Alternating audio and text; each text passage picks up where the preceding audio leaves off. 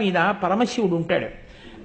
ఆ పరమశివుడు అక్కడ దక్షిణామూర్తి స్వరూపంతో ఉంటాడు. దక్షిణామూర్తి స్వరూపంతో ఉన్నటువంటి పరమశివలింగం ఉన్న ఏకైక క్షేత్రం బహుశా కొండ మీద నాకు తెలుసున్నంత వరకు ఆంధ్రదేశంలో కోటప్ప కొండ ఒక్కటే.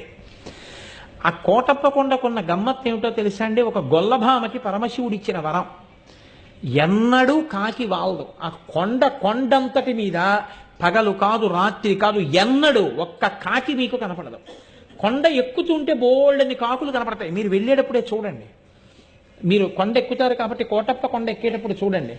కోటప్ప కొండ కింద బోల్డని కాకులు ఉంటాయి. కోటప్ప కొండ ఎక్కడ మొదలెట్టినప్పటి నుంచి చూడండి, ఒక్క కాకి మీకు ఆ కొండ మీద ఎక్కడ ఓ చెట్టు మీద రాతి మీద వాలడం.